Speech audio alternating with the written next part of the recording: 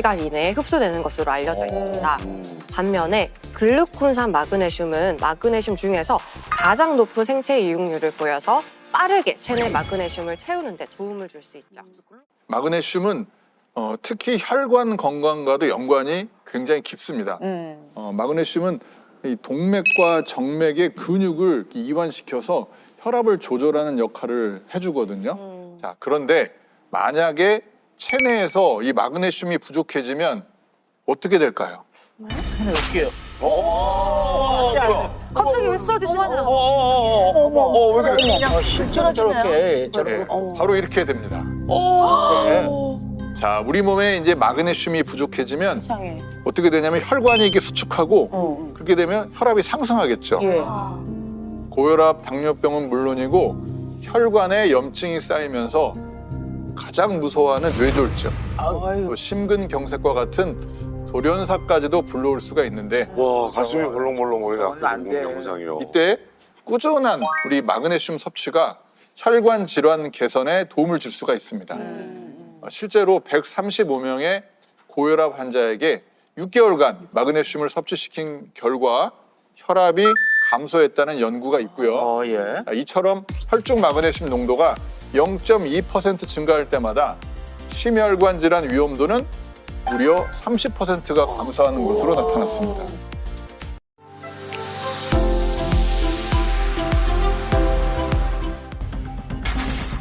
평범했던 그녀의 일상을 한순간에 무너뜨린 뇌출혈. 뇌출혈의 원인은 무엇일까? 뇌출혈이란 뇌혈관벽의 약한 부분이 터져 출혈이 생김으로써 발생하는 뇌혈관 장애를 의미합니다. 또 우리 몸의 대사 과정에서 역할을 하고 남은 산소는 불안정한 상태의 산소로 변하게 되는데 이것이 바로 우리 몸의 노화를 초래하는 활성산소입니다. 미국 존스 홉킨스 의과대학 연구팀은 모든 질환의 90% 이상은 활성산소로 인해 생긴다고 주장하기도 했습니다. 불안정 상태의 산소는 다시 안정 상태로 되기 위해 자신이 필요한 만큼의 전자를 만나려고 몸 구석구석을 활발하게 돌아다니며 면역체계도 무너뜨립니다. 그 과정에 혈관에 영향을 미치면 뇌졸중, 뇌출혈, 심근경색, 동맥경화 등의 문제를 일으킬 수 있습니다.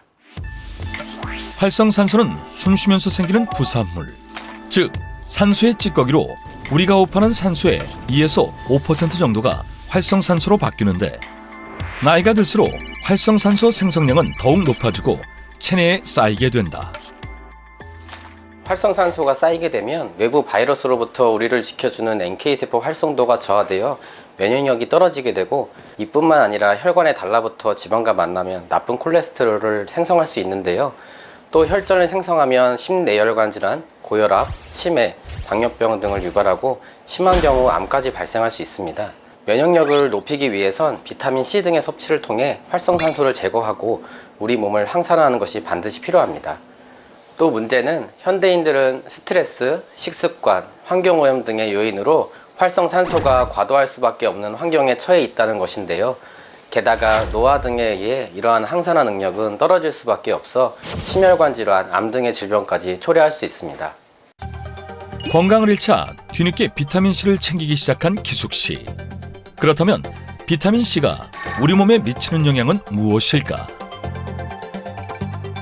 우리 몸을 녹슬게 하는 활성산소를 제거하는 대표 항산화 물질은 바로 비타민C인데요. 하지만 체내에서 스스로 만들어내지 못하기에 외부적으로 섭취가 필요한 물질입니다. 그러나 우리나라 성인 73.7%가 비타민C 결핍 상태라고 질병관리청에서 발표한 바 있습니다. 체내에 비타민C가 부족하게 되면 면역세포의 기능이 떨어지고 우리 몸에는 활성산소가 쌓이면서 외부 바이러스에 대항할 힘을 잃어 무방비 상태에 놓이게 됩니다. 그리고 활성산소가 세포까지 변화를 유발해서 암까지 유발할 수 있기 때문에 수명을 단축시킬 위험성도 있습니다.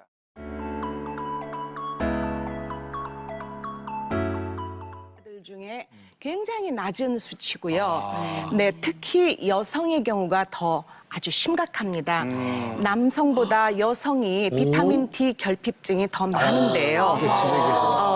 우리 보면 한국 사람들이 이렇게 햇볕 쬐 있는 거 정말 싫어하고 특히 외국인들이 여름이나 또 이런 봄에 여성들이 비도 안 오는데 이렇게 양산 쓰고 다니는 거 보면 왜 그러냐고 굉장히 맞아요. 신기해 하는데요. 그리고 또 이거 조깅할 때 여자들이 뭐 네. 할 때 얼굴에 뭐 막 쓰고 가면 같이 쓰고 네, 그래서 눈만 내놓고 다니죠. 눈만 내놓고 일부 있잖아요. 연구에서는 네. 심지어는 우리 한국 여성들이 차도루를 다 쓰고 다니는 그런 중동 여성들보다도 비타민 D의 혈중 농도가 낮다는 그런 보고도 있었습니다. 여자가 3배. 보통 일이 아니네요, 이거. 네. 자, 그러면 이렇게 결핍이 심한 비타민 D가 우리 몸에 어떤 영향을 미치는지, 과연 이렇게 되면은 우리가 어떤 질환에 걸릴 수 있는 건지 염 선생님 좀 소개를 해주시죠. 네, 제일 대표적인 이제 질환을 얘기하자면 역시 우리가 비타민 D는 뼈 건강과 관련된다고 했잖아요. 그러니까 애들 같은 경우는 구루병, 성인 같은 경우는 골연화증이라든지 골다공증 발생률이 늘어나는. 구루병이 뭐예요? 구루병. 구루병? 구루병 말 그대로. 입구자죠. 입구 구루병입니까?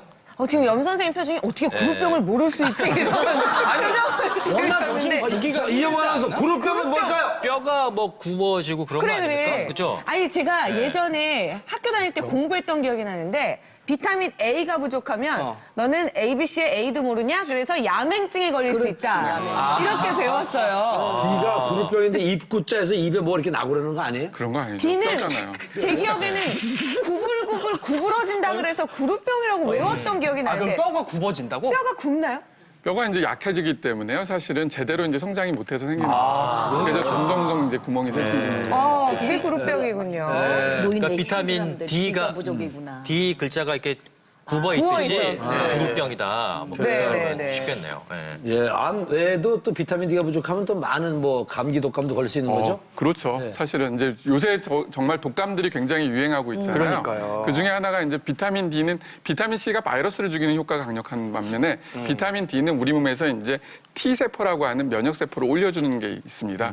그래서 이제 바이러스나 이런 것들이 들어왔을 때 이겨주는 힘이 있는데요. 네. 실제적으로 미국에서 이제 컨넬 박사라든지 아니면은 뭐 아이오 박사들이 연구한 결과들이 있어요.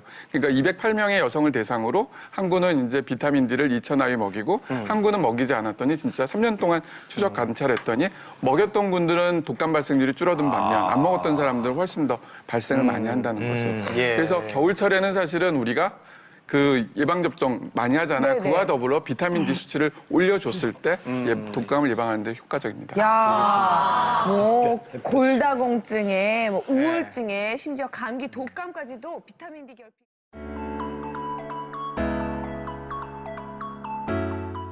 나쁜 콜레스테롤은 억제해주고요. 혈류를 개선해줍니다. 피가 맑아진다는 거죠? 예, 맞습니다. 앞서서 송 교수님이 이 과일에 여러 가지 산이 있다, 유기산이 있다고 설명해 주셨는데 과일 중에 많은 것 중에 하나가 바로 유기산이 있습니다. 구연산이 있습니다. 이 구연산 같은 경우는요, 이 혈액 속에 있는 중성지방과 콜레스테롤과 같이 만나가지고요, 콜레스테롤 자체가 활성화산소와 만나서 과산화 지질이 되는 것을 억제시켜서 이걸 통해서 혈류를 개선시켜주고 또 혈관에 노폐물이 쌓여서 발생될 수 있는 심혈관 질환을 예방하는 데 도움이 됩니다. 네, 알겠습니다.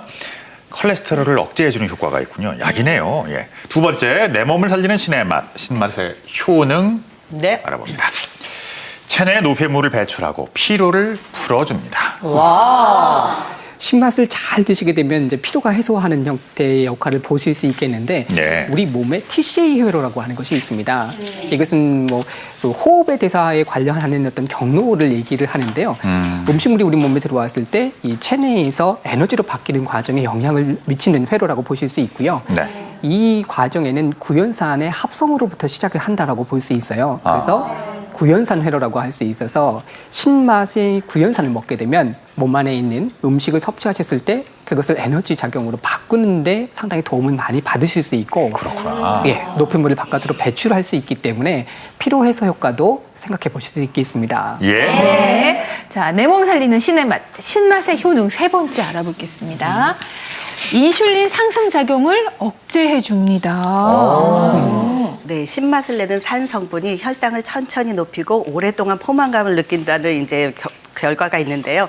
여러 가지 연구 결과를 종합해서 보면 식초에 있는 초산 성분이 탄수화물이 당으로 전환되는 속도를 늦춰서 혈당을 천천히 높이고 그리고 오랫동안 포만감을 주기 때문에 우리가 공복감을 느끼지 않아서 혈당을 천천히 높이는 결과가 있다고 할 수 있습니다. 네.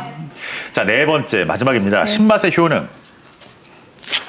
자, 체내 칼슘과 철분의 흡수를 높인다. 그러니까 좋은 영양을 섭취하는 것도 중요하지만 흡수는 더 중요하죠. 네.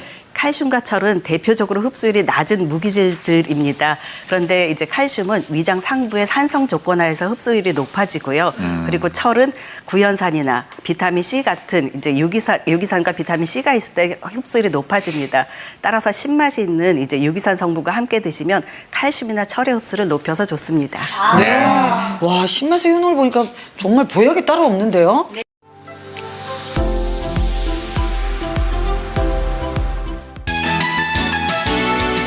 아연. 그 아연의 작용은 사실 300여 가지가 됩니다. 네. 그 중에서 이제 대표적인 거 세 가지를 여기 써놨는데 인슐린 이제 혈당 조절에 필수적인 인슐린 그리고 면역 기능 또 이제 두피나 모발에 작용을 하는 게 이제 중요한 그 기능으로 알려져 있습니다. 예. 사실 이제 중년이 되면 왜 똑같이 먹어도 혈당 조절 능력이 떨어지잖아요. 네네. 그게 바로 이제 인슐린의 작용이 그만큼 제대로 안 돼서 그런데 예.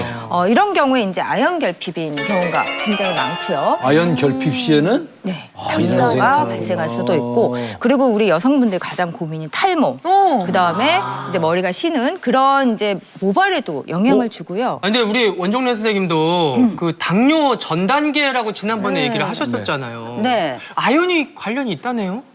아연은 세포대사에 관여하는 100여 가지 이상의 효소에 조효소로 작용을 하게 됩니다.